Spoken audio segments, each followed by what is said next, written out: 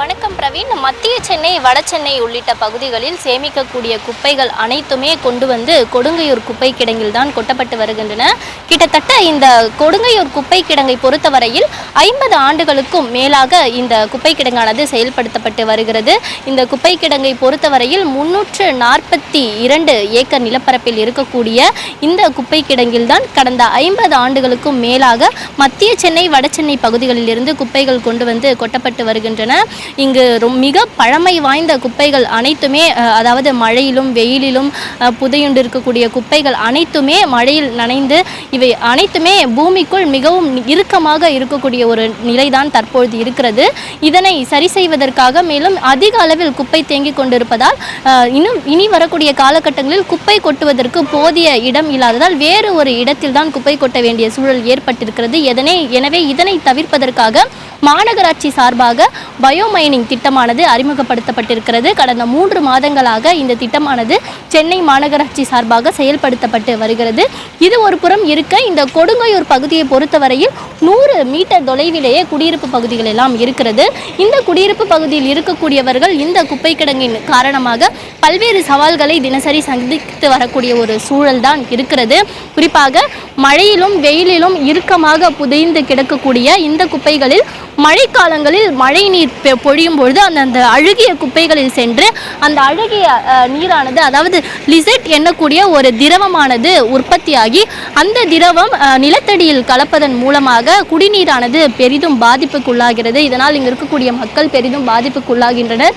இந்த திரவத்தின் மூலமாக காற்று மாசும் ஏற்படுகிறது, குடிநீர் மாசும் ஏற்படுகிறது. எனவே இங்கு இருக்கக்கூடிய மக்கள் கடந்த சில ஆண்டுகளாகவே பெரும் ஒரு சவாலான வாழ்க்கையை தான் நடத்தி வருகின்றனர். இதனை கட்டுப்படுத்துவதற்காகவே மாநகராட்சி சார்பாக தற்பொழுது இந்த பயோமைனிங் திட்டமானது அறிமுகப்படுத்தப்பட்டிருக்கிறது. குறிப்பாக இந்த திட்டத்தை பொறுத்தவரையில் இந்த திட்டத்தின் மூலமாக பல ஆண்டுகளாக புதையுண்டு இருக்கக்கூடிய அந்த குப்பைகள், அழுகிய நிலையில் இருக்கக்கூடிய குப்பைகள் இயந்திரங்கள் மூலமாக தோண்டி எடுக்கப்பட்டு அந்த குப்பைகள் எல்லாமே தரம் பிரிக்கப்பட்டு, அதாவது பிளாஸ்டிக், கண்ணாடி, இரும்பு, அதே போல் ஆடைகள் உள்ளிட்ட இந்த பேப்பர் உள்ளிட்ட குப்பைகள் அனைத்துமே தரம் பிரிக்கப்பட்டு இந்த குப்பைகள் மறுசுழற்சி செய்யப்படுவது தான் பயோ மைனிங் முறையாகும். இந்த முறையை பொறுத்தவரை கடந்த 3 மாதங்களாக மாநகராட்சி இந்த பயோ மைனிங் முறையை கையில் எடுத்திருக்கிறது.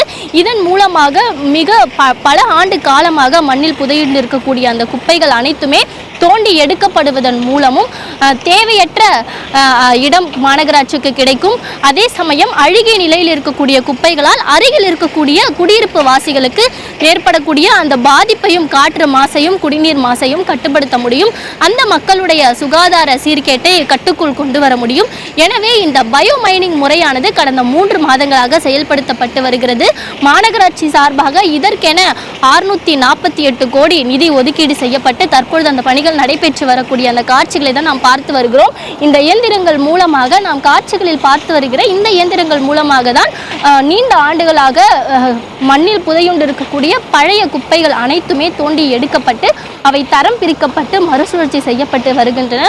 குறிப்பாக இந்த முறையை பொறுத்தவரையில் தற்பொழுது வரை 3 லட்சம் டன் குப்பைகள் தற்பொழுது வரை தோண்டி எடுக்கப்பட்டு இந்த பயோமைனிங் முறையானது செயல்படுத்தப்பட்டிருக்கிறது. குறிப்பாக கொடுங்கையூர் பகுதியை பொறுத்தவரையில் மாநகராட்சி சார்பாக 66 லட்சம் டன் குப்பைகள் 243 ஏக்கர் பரப்பளவில் இருக்கக்கூடிய 66 லட்சம் டன் குப்பைகள் இந்த பயோமைனிங் திட்டத்தின் மூலமாக தோண்டி எடுக்கப்பட இருக்கிறது.